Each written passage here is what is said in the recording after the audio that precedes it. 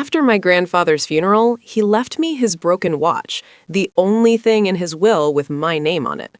My uncle laughed when he handed it over, said, "It's worthless, doesn't even tick." Everyone agreed. They thought it was a joke. I almost threw it away, but something felt off, so I took it to a repair shop instead. The repairman opened the back, looked closer, then looked at me. His voice dropped. "You need to see this yourself." And in that moment, I knew the watch wasn't broken. It was hiding something. But before I tell you what he showed me, like and subscribe, because this story only gets stranger from here. My name is Lena Carter. I'm 34 years old, and I've never been the kind of person dramatic things happen to. I work in a school office. I file forms, answer phones, remind kids about lost jackets. My days are predictable, and I like them that way. My grandfather, Walter Carter, was the most precise man I ever knew. He hated waste, hated noise, hated shortcuts. He labeled his tools, folded receipts, and timed his morning walks to the minute. When I was little, I thought he was strict. When I grew up, I realized he was careful, which is why what happened after he died didn't sit right with me. At the funeral, my Uncle Raymond did most of the talking. He spoke about how hard the last years were and how Grandpa's memory had gone downhill. He repeated that part often, too often. Confused, forgetful, not himself anymore. But when I visited Grandpa 3 weeks before he passed, he beat me at chess and corrected my grammar twice. That's not confusion. He didn't die suddenly, but it still felt sudden. His health dropped fast in the last month. I got a call early in the morning from Uncle Raymond saying Grandpa had taken a bad turn overnight. By the time I reached the hospital, he was already gone. No long goodbye, no final speech, just quiet machines and a sheet pulled too neatly. The funeral was held 4 days later. Small, controlled, efficient. Exactly the way my uncle said Grandpa would have wanted it. After the service, the lawyer read the will in a small side room. It was short, clean. Most assets had already been restructured, according to Uncle Raymond. The family trust, he said, had mostly dried up, covering medical costs and bad investments. No one questioned him. Then came the last item. Personal effects, wristwatch, to Lena Carter. My uncle actually let out a small laugh when he handed it to me. "Here," he said, "the famous broken watch."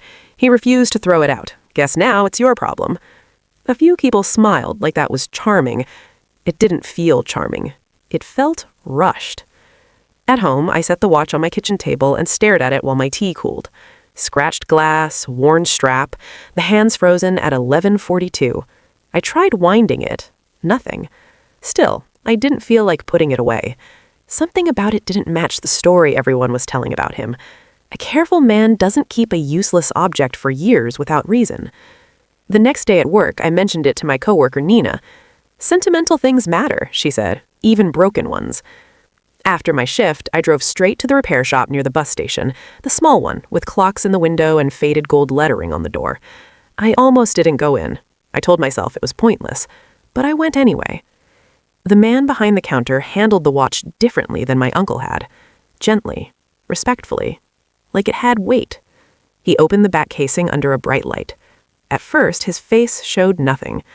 Then it changed. His eyes narrowed, his shoulders straightened. He leaned closer, much closer, and adjusted his lens.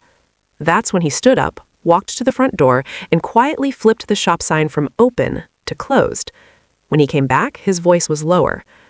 "Miss," he said, "you need to see this yourself." And I remember thinking, a broken watch shouldn't make a man lock his door. I stepped behind the counter. The workbench was covered with tiny tools, springs, and open clock faces. Under the bright lamp, my grandfather's watch looked different, exposed, vulnerable, like a secret opened too early. The repairman pointed with a thin metal pick. "Look here, along the inside rim." At first, I saw nothing, just dull metal and age marks. "Closer," he said, adjusting the lens toward me. I leaned in. There, cut so small it almost blended into the steel, was a line of tiny engraved numbers. Not random scratches. Clean. Intentional. Too neat to be damage. That wasn't done by the manufacturer, he said, and not by accident. My throat felt dry. What does it mean? I don't know yet, he answered, but I know this. Someone wanted it hidden where only a full opening would reveal it. He rotated the watch slightly and showed me something else. One more thing. The movement wasn't worn out. It was blocked. Blocked? He nodded. A tiny internal pin, placed wrong on purpose, stops the hands from moving. Easy for a trained person to do, invisible unless you're looking for it. You mean it was made to look broken? Yes. The word settled slowly in my chest. Made to look broken. My grandfather hated broken things. He fixed everything. Radios, drawers, hinges, even cracked cups with glue and clamps. He once drove back to a store because a calculator button stuck. He would not carry a dead watch for years without reason. Can you write the number down for me? I asked. He studied my face for a second, like he was deciding something, then wrote it on a small repair slip and handed it over. Be careful who you show this to, he said quietly. That was an odd thing to say about a watch. I forced a small smile. It's probably nothing. He didn't smile back. I paid and left. Outside, the street noise felt louder than before. Buses, horns, people talking. Everything sounded too sharp. I sat in my car and looked at the number again. 12 digits, grouped in threes. Not a phone number, not a date, a code. I almost texted my uncle a picture just to ask if Grandpa ever mentioned it. My thumb hovered over his name. Then I remembered how fast he laughed at the funeral, how quickly he called the watch worthless, how smoothly he explained where all the money went before anyone even asked. I put my phone down. That night, I tried searching the number online. Nothing useful. No matches, no pattern I could see. Around midnight, I gave up and went to bed, but I couldn't sleep. My mind kept replaying the repairman locking the door. The next morning, I called the number printed on the back of my grandfather's old address book, his lawyer's office, Mr. Halpern. I'd met him only twice. His assistant answered. I almost hung up. I just have a small question. Did my grandfather ever leave personal codes or account references with his documents? There was a pause, papers shuffling. Mr. Halpern is in meetings today, she said carefully. May I ask what this is regarding? An item he left me. Another pause, longer this time. He did leave conditional notes tied to certain personal effects.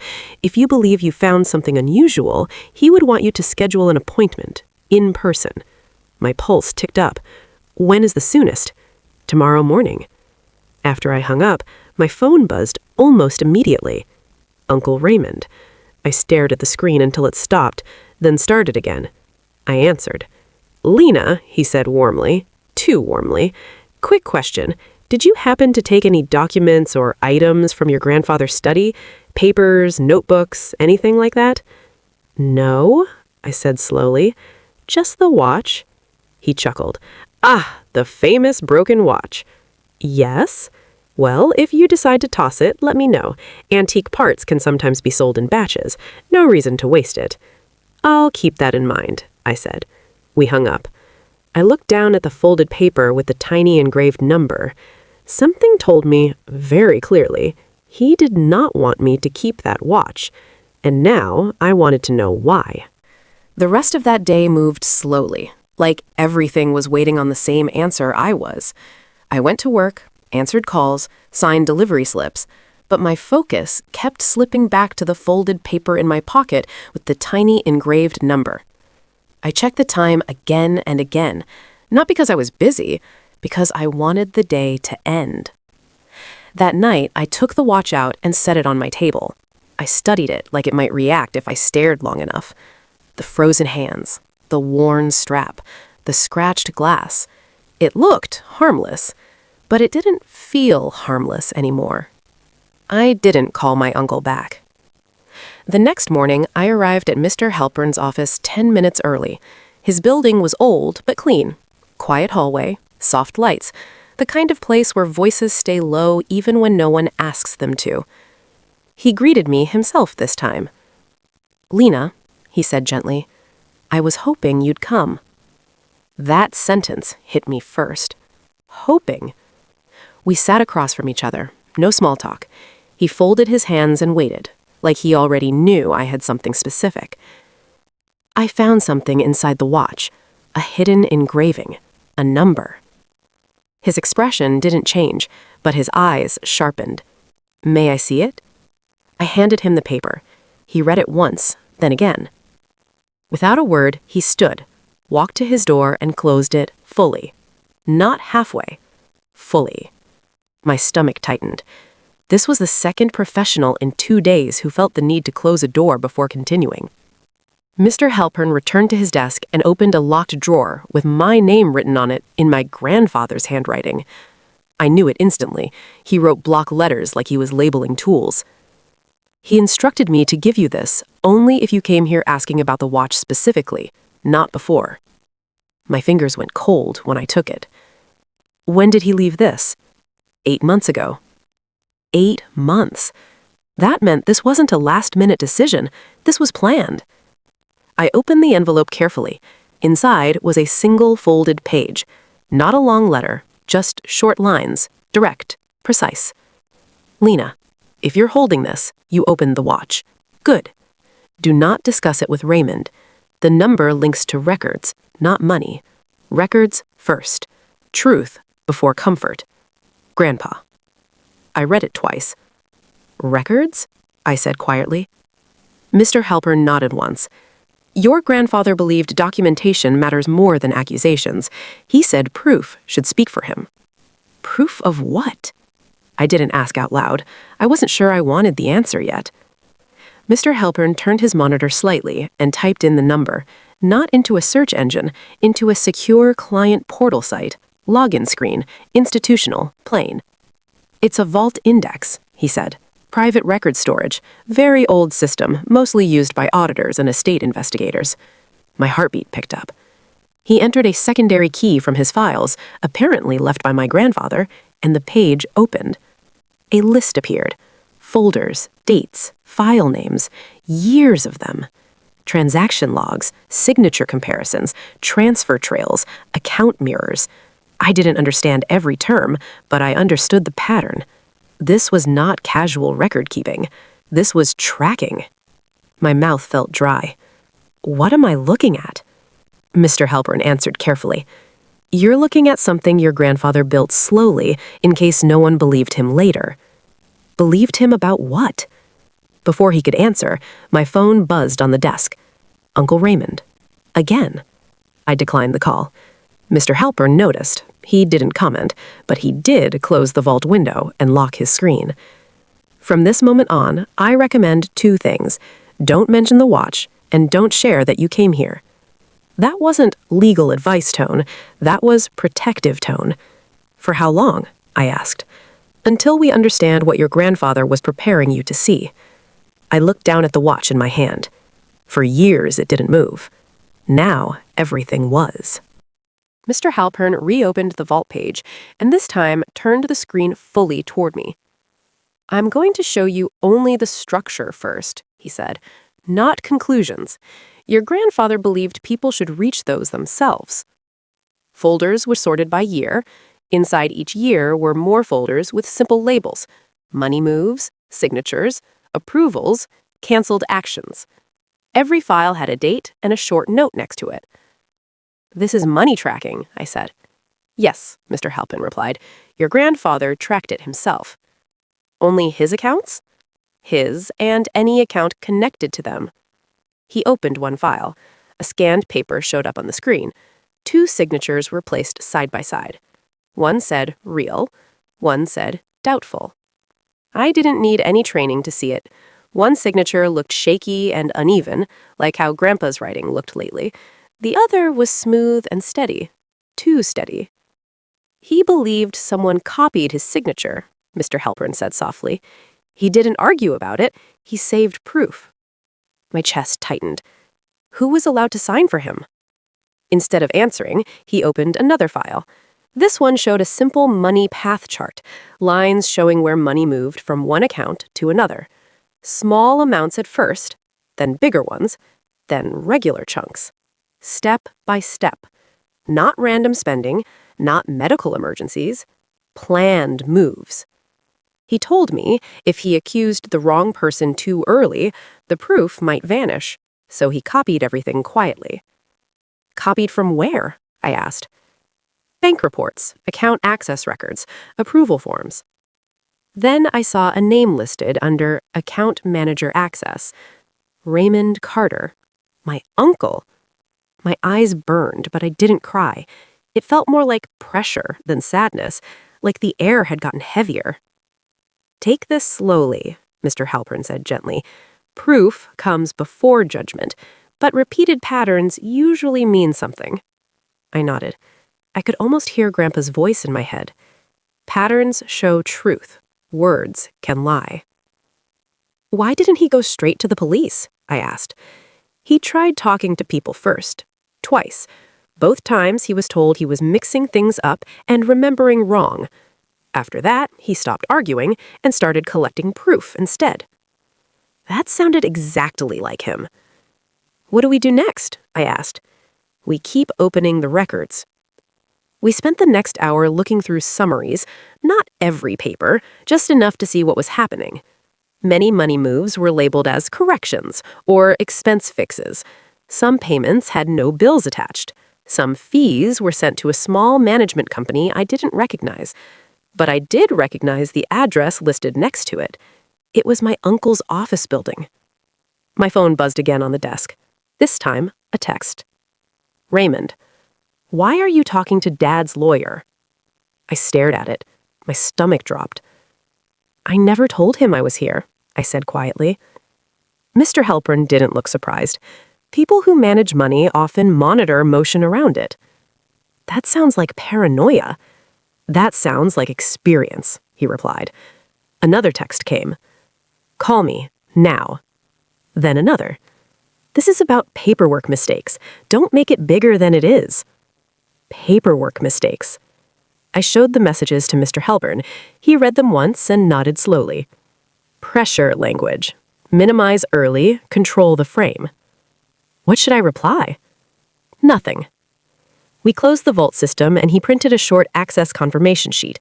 Not details, just proof the archive existed and was opened by authorized request.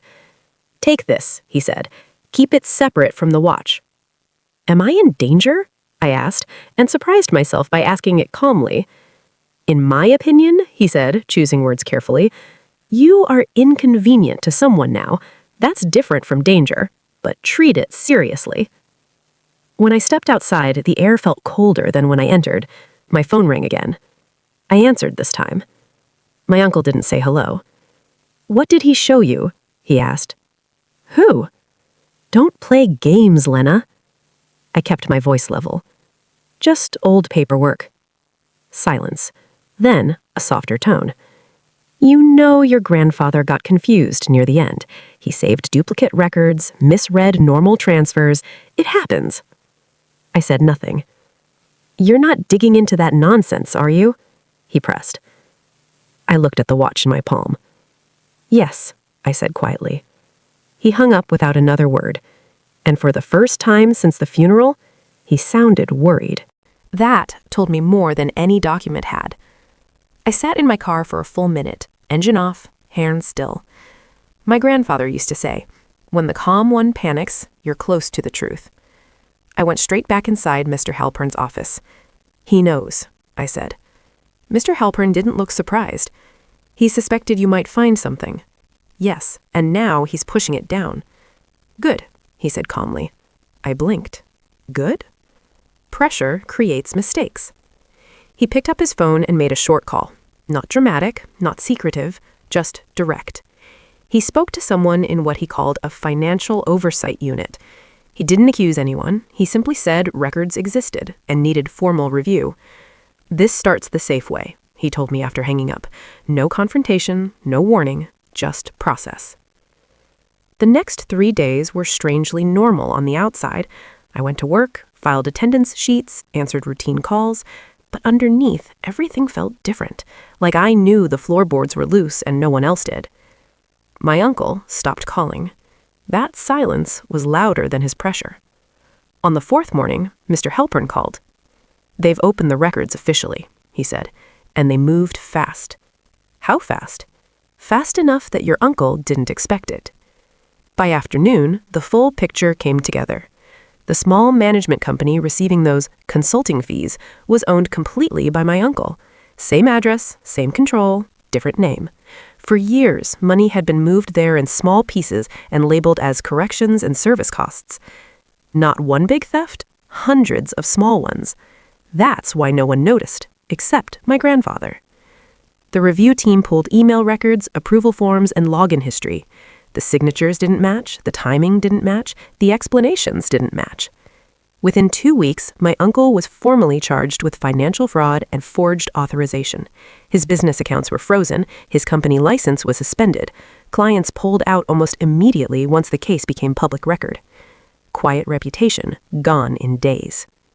He tried to settle at first, offered to return what might be questioned.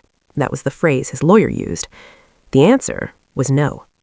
The court process took a few months, but it wasn't dramatic. No shouting, no surprise witnesses, just documents. The exact thing he thought no one was keeping. My grandfather's records became the backbone of the case. In the end, my uncle accepted a plea deal. He repaid a large portion of the money, lost financial control privileges, and received a prison sentence. Not life-ending, but life-changing. The judge said one sentence that stayed with me. This wasn't a mistake, it was a method. After that, the calls stopped completely.